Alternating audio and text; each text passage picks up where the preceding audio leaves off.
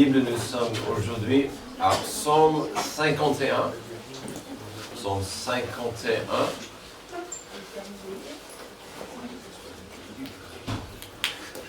Avec un renouvellement d'esprit à Psaume 51.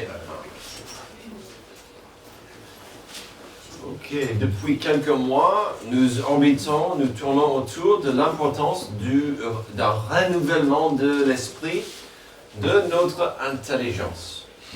Ce n'est pas un appel d'introduire plus d'informations dans le cerveau, mais de faire attention à l'information qui nous entoure et de vérifier ce qu'on laisse entrer. Chose qui devient de plus en plus difficile, surtout avec des vagues et des vagues de vidéos faites par l'IA. Il y a des vidéos impressionnantes, mais c'est pas du tout vrai, même si c'est parfois mignon. Mais il faut faire de plus en plus attention à ce qu'on laisse entrer. Est-ce que c'est bénéfique selon la volonté de Dieu? Est-ce que j'absorbe ce qui m'aidera à devenir plus comme Jésus? Ou comme on a vu tout à l'heure, est-ce que je vais laisser des choses de Dieu, la paix de Dieu m'influencer et la présence de Dieu, ou est-ce que ça sera le monde qui me trouble? Et donc nous avons déjà couvert certains thèmes, certains sujets qui méritent une compréhension solide et profonde. On a vu déjà une liste de thèmes assez importants, des choses qu'il faut bien comprendre, avoir une belle réponse pour les gens qui peut-être ne comprennent pas ces sujets. Ces sujets qui nous aident à grandir et briller dans un monde perdu et sombre. Nous avons vu d'abord l'importance de pouvoir communiquer la réalité de Dieu. Dieu existe, il est là. Il est plus que là, il n'est pas silencieux. Et donc on a vu quand même des façons dont Dieu nous communique avec son message, avec sa création, son message de rédemption à travers sa volonté. On a vu aussi qu'il nous communique à nous avec sa parole, l'importance de la parole de Dieu, comment ça devrait nous toucher, nous fait grandir. Et dernièrement, nous tournons autour d'un sujet qui mérite notre attention tous les jours, la rédemption de Dieu. La nécessité de la rédemption, ainsi que des problèmes graves liés au péché. Vraiment, le thème principal de la Bible, c'est la rédemption. On a parlé de la division, la rupture ce matin, introduite par le péché. Et tout de suite, ça a ruiné la paix, le paradis sur terre. Et depuis, Dieu veut cette rédemption avec nous, qui vient à un prix. Et donc la rédemption, c'est très important. Il faut comprendre aussi donc les dangers du péché si on va parler de la rédemption. La rédemption étant l'acte de payer un prix par lequel les pécheurs sont délivrés de la mort et du péché. La mort et le péché, c'est grave, c'est lourd. Il y a 2 semaines, lorsqu'on a commencé le sujet de la rédemption et le péché, on a quand même, comme il fallait, à mon avis, on a débuté au Genèse 1, 2 et 3 avec ce rappel sur le début de la division et la destruction de la paix. Dans le jardin d'Éden, l'homme avait tout ce qu'il fallait. Il avait l'appartenance avec Dieu, l'appartenance avec son prochain, il avait la sécurité, il avait l'amitié avec Dieu, l'amitié et la paix avec son prochain, la paix totale. Xavier et moi, on n'a pas discuté cette semaine sur nos notes, mais c'est intéressant de voir cette notion de la paix qui revient. Nous avons compris au Genèse 3 que le diable est venu à Ève pour lui suggérer qu'elle pouvait en avoir même plus que ça, plus que l'appartenance, plus que la paix, plus que toutes ces choses. C'était une tentation qui tournait autour de la convoitise et l'orgueil. Et si tu n'es pas vraiment satisfait, si tu n'es pas vraiment comblé, si ta vie n'est pas vraiment complète, le doute, tu pourrais en avoir plus. Le diable a proposé une réalité parallèle, une alternative à ce que Dieu avait déjà établi dans le jardin. Alors, qu'en est-il de cette notion? De ce que le diable propose et ce que l'on reçoit en réalité. Le diable dira, voici quelque chose que je t'offre, quelque chose de merveilleux et magnifique. Déjà, c'est vraiment formidable et en plus, tu la mérites. Tu mérites cet objet de désir. Regardons cette belle image. J'espère que vous n'avez pas encore trop faim. Cette belle image soigneusement préparée pour attirer votre attention. Quand des grandes entreprises veulent nous tenter, nous séduire avec des images de rêve, faites attention. Si la viande dans l'image semble parfaite et incroyable, c'est parce que c'est totalement faux et truqué. Souvent, la viande hachée dans l'image est à peine cuite. En fait, c'est pour garder une taille grande et impressionnante. Sous le feu, ça va rétrécir. Et donc là, c'est à peine cuit. C'est pas bon à l'intérieur, mais juste assez pour qu'il ait un peu de couleur. Mais il n'y a pas assez de couleur, déjà. Donc attention, ça va continuer avec cette liste un peu dégoûtante. Ça veut dire ensuite qu'il faut bien préparer l'image du morceau. Souvent, la viande reçoit une couche de cirage. Oui, ce produit qui va sur vos bottes. Pour que ça brille avec une belle couleur. Miam. En ce qui concerne le reste de l'image, il y a souvent des fines couches de carton insérées sur plusieurs niveaux pour que ça garde pendant des heures de shooting, garde les niveaux. Carton, papier, il y en a plus. Souvent, il y a des stylistes utilisent des pincettes, des seringues et divers outils pour disposer les cornichons, les oignons et les fromages de manière à ce qu'ils soient bien visibles sur les photos. Mais non. Ok, Antoine, tu es prêt? Amen. Non, mais l'autre. Pour vérifier que certaines choses restent bien en place et brillantes, on va ajouter au besoin des applications de lac pour cheveux. Ah. Non, c'est pas possible. Non. Vous imaginez? Non. L'ensemble semble magnifique, appétissant et vraiment merveilleux. Mais la plupart de ce qu'on voit est faux. Si quelqu'un croquait dedans, eh bien le contenu aurait assez pour le garder en vie. Mais en même temps, ce ne serait pas satisfaisant et pas sain à manger. Voici comment le diable vient à nous avec une tentation. Une fois traversé la ligne, une fois avalé son piège, on doit faire face aux conséquences de ce qu'on a avalé. Amen. Problème souvent, c'est de l'appât. Il y a ça dans la bouche déjà. Aujourd'hui, on trouvera à quel point cela peut être dangereux. Voici ce que nous avons devant nous aujourd'hui au début de Psaume 51. On va commencer le psaume, on ne va pas le terminer. Au chef de chœur, psaume de David. Alors, spoiler, le verset 2, il lance tout de suite dedans. Lorsque le prophète Nathan vient chez lui après son adultère avec Bathsheba. Donc, on voit la fin, on voit pourquoi il est là, on voit la scène. Alors, si vous ne connaissez pas l'histoire, sachez que le malin a bien joué son jeu avec David dans cette histoire triste. David avait tout ce qu'il fallait. Un trône, un royaume, une vie de prospérité, de puissance, une vie de plaisir aussi, car il avait plusieurs femmes, des concubines. Mais le diable, lui, a inspiré avec la stratégie du Jardin d'Éden. Tu pourrais avoir bien plus que tu as déjà, et ce que tu as déjà n'est pas assez. Le seul problème avec ce que je t'offre, c'est que ça ne t'appartient pas. Pas encore. Ça pourrait être à toi, et tu le mérites. Au chef de chœur, psaume de David, lorsque le prophète Nathan vint chez lui après son adultère avec Bathsheba. C'est triste comme introduction. Commençons des premiers versets de ce psaume pour voir et j'espère comprendre les dangers du péché.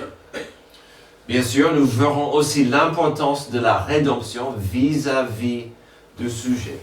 Alors, le péché est-il si dangereux que ça? Ce que nous allons voir est une leçon d'apprentissage, tandis que Dieu préfère qu'elle soit simplement une leçon de compréhension. On verra ce que David a appris. Tandis que Dieu aimerait qu'on accepte sa parole par rapport au sujet du péché sans avoir sauté dedans. Et ça, c'est la différence. Dieu veut qu'on lui fasse confiance au lieu d'être dans cette position de dire « Ouf, maintenant, j'ai bien chuté, je suis tombé dedans, j'ai bien chuté. » Alors, est-ce qu'on comprend que le péché détruit? On a vu, c'est un psaume de David lorsque le prophète Nathan vint chez lui après son adultère avec Bathsheba. « Ô Dieu, fais-moi grâce conformément à ta bonté, conformément à ta grande compassion. Efface mes transgressions, lave-moi complètement de ma faute et purifie-moi de mon péché. » Alors, ce psaume est riche, c'est très profond, c'est émouvant. Notre psaume est beaucoup de choses, mais avant tout, il faut capter qu'il s'agit d'une conversation. C'est une prière à Dieu. Donc tout de suite, nous voyons de David une attitude sans prétention, sans arrogance, avec aucun prétexte. La Bible 50-21 traduit le début du verset 3, « Fais-moi grâce ». La plupart des autres traductions vont un peu plus loin, elles coupent un peu plus au cœur des choses, « Aie pitié de moi ». Et quand je vois cette phrase, je vois quelqu'un à genoux, « Aie pitié de moi ». Il n'y a pas d'autre chose, il n'y a pas de prétexte. Le mot pitié est chargé, est lourd ici. Pitié, c'est le sentiment qui porte à compatir aux souffrances ou à la faiblesse d'autrui, à la considérer avec commisération, à la traiter avec une indulgence particulière. Indulgence, ou parfois simple tolérance pour autrui ou pour ses actes. Donc, aie pitié de moi, il commence tout de suite avec cet appel. Dieu au secours, j'ai vraiment besoin de ta pitié. Ce mot, cette attitude vient d'une position inférieure, très bas et sans puissance. On ne voit pas quelqu'un gonflé. Ok Dieu, faut qu'on parle. C'est pas ça. Il vient, dans mon esprit, je le vois à genoux. Aie pitié de moi. Puis David enchaîne avec deux valeurs nécessaires s'il y aura le moindre espoir pour le pécheur. Fais-moi grâce, je fais appel à ta pitié selon ta bonté et ta compassion. Dieu est un Dieu de justice, certes, mais là, il va tout de suite à la compassion, à la bonté. Parfois, ma fille veut quelque chose de moi. Et qu'est-ce que j'entends? Papa d'amour, le meilleur papa qui soit au monde. Ça aide, hein? Comment c'est différent? Il ne dit pas Dieu de justice. Non, c'est Dieu de compassion et de bonté et pitié de moi. Cette attitude commence dans la simplicité, dans l'humilité, dans l'honnêteté. Oui, Dieu est un Dieu de justice, mais David devait bien sûr faire appel à sa compassion. Après s'être adressé à Dieu d'une position d'humilité, après avoir évoqué la compassion de Dieu, la partie moche et désagréable peut commencer. Et ce que nous verrons impliquera seulement ce que Dieu peut faire, seulement ce que Dieu peut accomplir dans sa vie et dans la situation. Il commence, efface mes transgressions. Lave-moi de ma faute, purifie-moi du péché. Toutes ces choses qui sont impossibles pour l'homme. On peut essayer de faire de mieux, on peut essayer d'améliorer une situation, mais là, c'est que Dieu qui peut effacer, purifier et laver le pécheur. Des implications ici sont puissantes. D'abord, on voit la notion de saleté qui illumine la vérité moche du pouvoir destructif du péché. Le péché détruit tout ce qu'il touche. Le péché de David a laissé des traces dégoûtantes. Ici, son cœur, sa vie, son être a besoin d'une purification, d'être lavé. Le péché prend ce qui est propre et le détruit. Le mal prend ce qui est beau et le ruine. Sans faute à chaque fois. Le péché égale corruption. David comprenait cela après. Et l'autre chose capitale à saisir, c'est qu'à la base, le péché sera toujours une offense envers Dieu. Seul Dieu peut effacer, laver ou purifier ce que le péché a taché. Que pouvait faire David dans cette situation pour améliorer sa situation où ça sort? David se trouvait dans la boue, dans la saleté. Il ne pouvait rien faire tout seul. Si la semaine dernière nous avons compris que le cœur de l'homme est tortueux, qui peut le connaître? Ici on voit la suite, le résultat. Du cœur vient ce poison, ce péché qui est dangereusement polluant. Il détruit tout ce qu'il touche. Et ce qu'il détruit n'aura aucun espoir de restauration si cela ne vient pas de la miséricorde et la compassion de Dieu. Amen. Son péché a détruit, d'abord, puisqu'on a parlé tout à l'heure, la paix dans son royaume, la paix dans son foyer, la paix dans d'autres foyers, la paix du royaume, la tranquillité. Son péché, on parle, son péché a détruit des mariages, un innocent bébé, à tout. Ça détruit. Alors il y a deux attitudes tellement profondes et importantes ici. L'humilité du coupable et l'impossibilité de se purifier. Quand on vient à Dieu pour se repentir, il faut de l'humilité. On ne peut pas dire « Ah, il m'a eu. Ok, j'aurais pas dû, je m'excuse. » Je m'excuse ne veut pas dire, c'est pas la même chose que la repentance. Je m'excuse, c'est pas bibliquement la repentance. Il faut l'humilité pour dire, j'ai eu tort, j'ai besoin de Dieu. Et j'ai besoin de l'impossible. Que Dieu me purifie, que Dieu agisse dans cette situation. Car le péché a ruiné ce qu'on voit ici. Est-ce qu'on comprend que le péché détruit? Ensuite, il ne faut jamais oublier que le péché divise. Car je reconnais mes transgressions et mon péché est constamment devant moi. J'ai péché contre toi seul. J'ai fait ce qui est mal à tes yeux. C'est pourquoi tu es juste dans tes paroles, sans reproche dans ton jugement. Encore, nous voyons une attitude importante de compréhension. Je reconnais mes transgressions.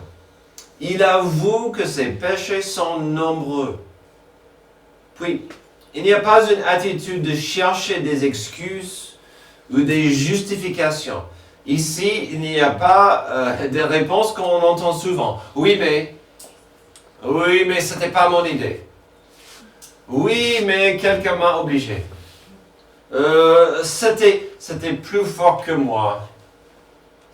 J'ai grandi en lisant Tintin. Et il y avait souvent le diable et l'ange sur l'épaule qui chuchotaient. Et on écoute.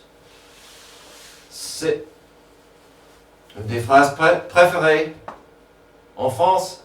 C'est pas ma faute. C'est pas ma faute. Oh, on n'entend pas ça ici. Ou une phrase bien aimée dans cette église. La femme que tu m'as donnée. Ah, c'était pas moi, c'était l'autre. Non.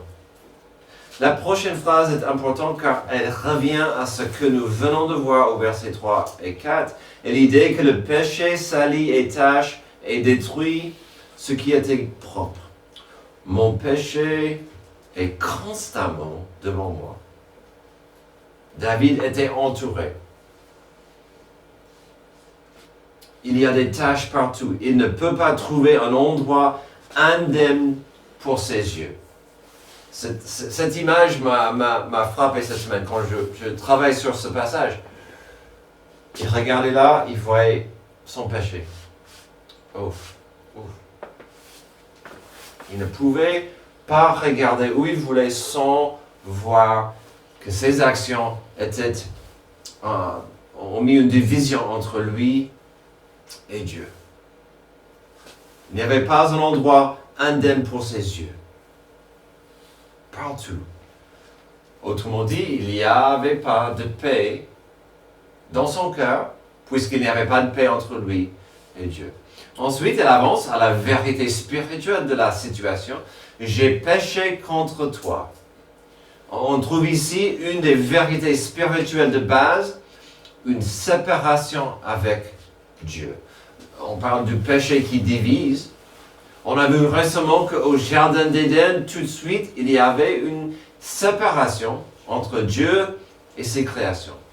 Ils avaient le besoin de se cacher de la présence de Dieu. Un symptôme souvent du péché, c'est la honte. La honte de la nudité va toujours nous rappeler de notre condition devant Dieu et cette terrible séparation.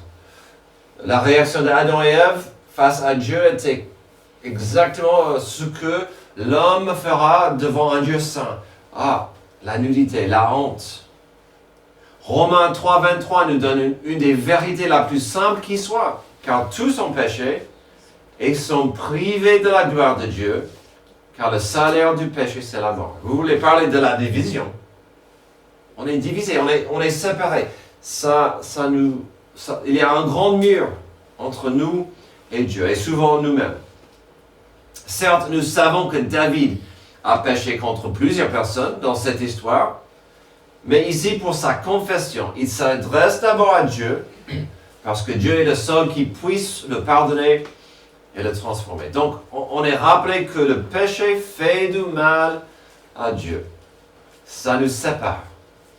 Mais ça ne s'arrête pas là. Je ne peux pas présumer que tout le monde connaît cette histoire, donc je vais la raconter dans une version courte. Peut-être vous le savez, David, selon la coutume et la tradition, il devait être déjà avec l'armée en train d'être avec les soldats, mais il restait chez lui. Trop à l'aise, qu'est-ce qu'il a fait? Il a vu une femme qui appartenait à un autre, il a convoité, il a séduit, ils ont couché ensemble, et qu'est-ce qui s'est passé? Elle est tombée enceinte. Au lieu de venir à Dieu, il a caché le péché en tuant le mari. Bon, il a essayé quand même de trouver d'autres solutions, mais finalement, il a tué le mari afin qu'il prenne la femme qui est tombée enceinte de lui. Moche, très très moche, très très sale. Et là, il devait faire face à toutes les conséquences. Donc, ayant vu la séparation et conflit avec Dieu, il y a aussi le conflit avec autrui. Dans cette histoire, nous savons que les péchés de David étaient dévastateurs. Ces péchés ont fait du mal au mari de Bathsheba. D'abord, quand David a couché avec la femme de Uri, donc il a fait du mal à elle. Il a fait du mal à son mari. Il a obligé Joab, son général, de tuer cet homme. Donc, il a péché contre plusieurs personnes. Et le bébé aussi a perdu sa vie à cause de ce qui s'est passé. Oui, un péché peut se faire en cachette. Ça arrive chaque jour. Mais c'est dans la nature du péché de faire des dégâts.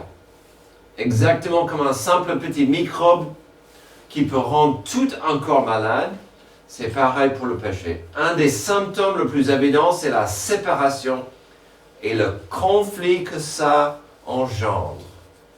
En manque de paix, le péché divise.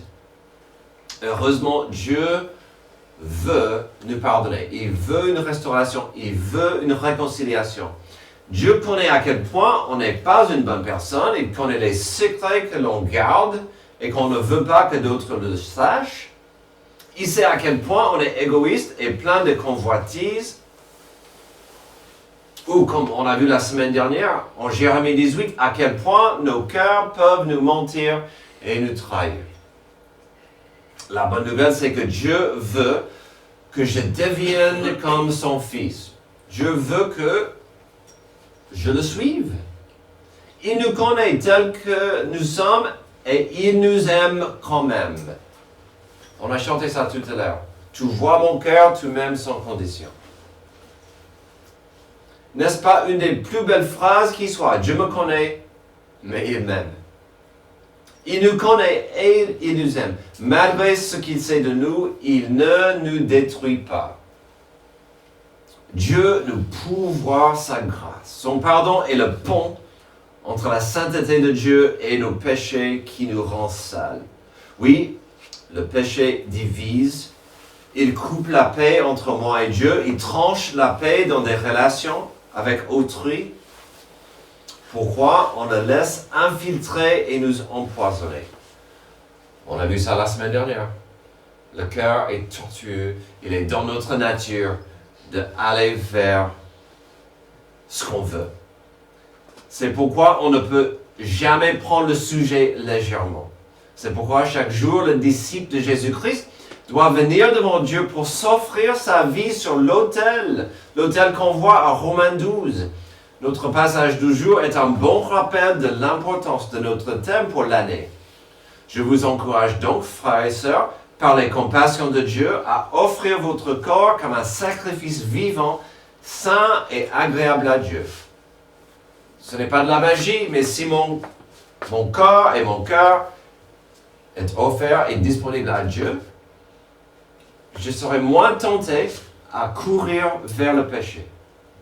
Ne vous conformez pas au monde actuel, verset 2, mais soyez transformés par le renouvellement de l'intelligence afin de discerner quelle est la volonté de Dieu et ce qui est bon, agréable et parfait. Quand on étudie ce passage, on voit vite comment David était loin de là. Il n'était pas disponible à Dieu. Ses pensées, son esprit n'était pas renouvelé à Dieu et il a vite couru vers l'avarice et la convoitise. Comprenons-nous que le péché détruit et qu'il divise. Ensuite, on verra une autre vérité triste, le péché domine. Verset 7, oui, depuis ma naissance, je suis coupable. Quand ma mère m'a conçu, j'étais déjà marqué par le péché. Mais tu veux que la vérité soit au fond du cœur. Fais-moi connaître la sagesse dans le secret de mon être. Le péché domine. Domination, c'est le fait d'exercer une influence déterminante. En deux petits versets ici, on peut constater deux vérités profondes sur la malédiction humaine et combien le péché nous domine. D'abord, au verset 7, on voit un destin maudit. Je suis désolé, mais quelque part, ce n'est pas ma faute parce qu'on est né dans le péché. On est né sous cette vie de domination. David n'avait pas tort. On sait que le péché est transmis par le sang du Père. Un enfant, un tout petit bébé, ne peut pas échapper au péché. Il sera infecté dès sa conception, bien avant sa naissance. Puis, n'est-ce pas intéressant qu'il dit qu'il était marqué par le péché dès son existence? Ça nous rappelle de la nature pécheresse que nous avons tous. Nous voyons ici un triste rappel de nos vies de ce côté du Jardin d'Éden, de ce côté du paradis. On est tirés, nous. De ce côté de Éden, on est piégés dans le péché et on n'est pas encore au ciel. C'est dur. Ce n'est pas facile. Lorsque on porte un bébé dans ses bras, souvent on peut ressentir des sentiments et des émotions chaleureuses et frappantes. La science dit que c'est bon pour la santé quand on porte un bébé. Et c'est vrai que ça, tant que le bébé reste calme et sage et content d'y être, ça fait du bien. On est rempli d'espoir. On est rempli des sentiments chaleureux, presque bizarres. Parfois des mecs deviennent tout mous. Oh, un bébé, c'est intéressant. Et les femmes, attention, hein, ne portez pas des bébés trop souvent. Vous en aurez envie de plus. Parfois. Mais on a des sentiments d'espérance, d'espoir. Oh, mais je veux que le monde soit mieux pour ton avenir. Mais, soyons honnêtes, il n'y a jamais un faux espoir ou une fantaisie que le bébé lui-même sera différent. Que cette fois-ci, le bébé que je porte, le mien, sera un ange. On profite du bébé, tout calme. Mais on sait bien qu'un jour, ce temps de paix sera remplacé par des hurlements, des bêtises, un manque de respect. Ce ne sera pas un vrai ange. Cette vérité explique et soutient ce que nous avons vu la semaine dernière par rapport à combien le cœur humain peut descendre. Donc on voit un destin maudit, on voit aussi un cœur 100% corrompu au verset 8. Mais tu veux que la vérité soit au fond du cœur. Qu'est-ce que Dieu veut? Qu'est-ce que Dieu veut pour moi? Que j'ai sa vérité dans mon cœur. Chose qui n'est pas la réalité. Ici au verset 8, nous terminons avec un rappel de encore ce que nous avons vu la semaine dernière. Le cœur n'a aucune chance sans la rédemption. Le cœur n'a pas la vérité, le cœur n'a pas la sagesse de Dieu profondément dedans. Le cœur est dominé par la nature pécheresse. Il est infecté de l'intérieur. La sagesse, la vraie sagesse, n'est que disponible par la grâce de Dieu, par la rédemption, par un miracle de notre Sauveur.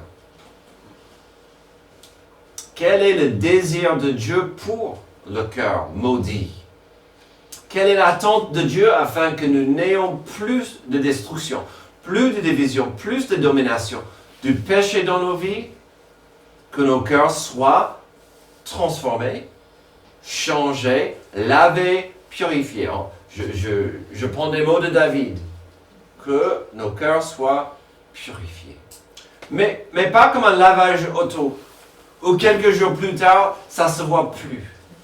Il faut une transformation qui ne vient que par la grâce de Dieu. Alors, la paix de Dieu pour le cœur, est-ce possible? On a parlé de ça tout à l'heure. C'est possible si on laisse Dieu transformer le cœur. Et puis, si on apprécie et on s'approche à Dieu et on est soumis à sa volonté. Je ne sais pas si vous vous rendez compte, mais ici, on est en train de voir le développement d'un verset clé et capital par rapport à l'importance de la présence destructive du péché dans nos vies. 1 Jean 1,9.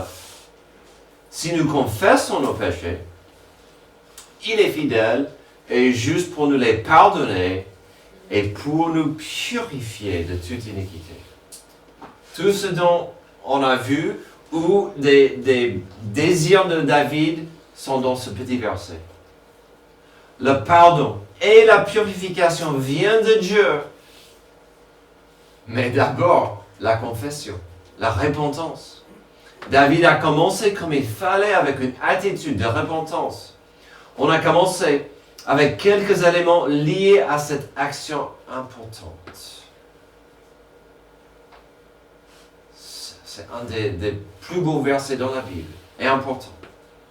Aujourd'hui, nous avons commencé avec l'idée que le diable aura envie de nous séduire à prendre n'importe quel chemin qui mène dans une direction différente que celle de Dieu. La direction de Dieu ou n'importe quelle autre direction. Souvent, ce chemin sera intéressant est attirant, même satisfaisant au début. Mais ce choix nous laissera à chaque fois coupables, sales et frustrés. Il n'y aura jamais un vrai espoir pour gagner contre la destruction, la division et la domination du péché. Pas avec des bonnes œuvres, pas avec des bonnes intentions, pas avec la méditation ou des prières à l'univers. La destruction, la division, la domination est plus fort que nous. Il nous faut un miracle. Terminons avec quelques images, quelques idées de la parabole du fils prodigue. Son histoire commence avec sa soif, sa passion, son désir de prendre son héritage et de vivre sa vie pleinement. En principe, il n'y a rien de méchant avec le début de la parabole du fils prodigue. Son attitude est un peu moche, mais il n'y a rien fait de mal au début. Mais on sait bien qu'il était emporté par ses passions et sa nature, et en peu de temps, sa vie était ruinée par la destruction du péché. Sa vie ruinée ainsi que ses relations personnelles. Ses relations personnelles, il n'avait pas de relations personnelles à la fin. Sa descente impliquait la division totale de toute relation profonde et importante. Avant de se repentir et d'espérer une restauration, on constate la domination du péché de sa vie pourrie. Destruction, division et domination totale. La rédemption était-elle accessible ou réalisable? Malgré sa condition et les dégâts dans sa vie, on pourrait poser ces mêmes questions par rapport à David. Et on verra la suite dans un avenir proche. On peut mettre le fils prodigue sur l'histoire de David et voir combien le péché est dangereux. Finalement, on devrait poser ces questions pour l'humanité et surtout pour nous-mêmes. Ne quittez pas ce lieu en disant « Oui, je suis entouré des pécheurs. Le péché est partout, là-bas. L'homme de la rue est un pécheur. » Amen. Tandis que, dans le miroir,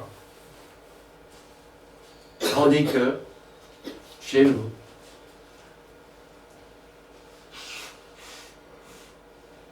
la puissance tragique de la malédiction humaine n'était jamais si évidente qu'au pied de la croix. Quand nous regardons Jésus à la croix, on voit le seul homme qui était parfait, sans faute. Un homme qui n'a fait que d'aimer, de bénir et de partager et prêcher l'amour de Dieu, la justice de Dieu. Il était un don de Dieu pour nous. Mais au pied de la croix, qu'est-ce qu'on voit? Jésus à la croix, maudit, détesté, sacrifié. On voit la puissance tragique de la malédiction humaine quand on voit Jésus cloué à la croix. Heureusement, on voit la puissance magnifique de la grâce de Dieu, qui n'était jamais si évidente qu'au pied de la croix. Quand Jésus a dit au criminel, « Aujourd'hui tu seras avec moi au paradis », et au Père il a dit, « Pardonne-leur, ils ne savent pas ce qu'ils font. » Le péché divise, il domine, il détruit. Heureusement, nous avons la rédemption de Dieu qui remplace notre cœur et qui veut nous sauver afin que nous soyons une bénédiction pour ce prions. Merci Dieu pour ce psaume puissant et profond qui nous rappelle des dangers du péché. Aide-nous à saisir, à ne pas prendre légèrement ce passage et puis que nous avancions vers ta grâce, ta compassion, ta rédemption, afin d'être plus proche à toi. C'est dans le nom de Jésus que je prie. Amen. Levez-vous, on va chanter un dernier chant de réflexion.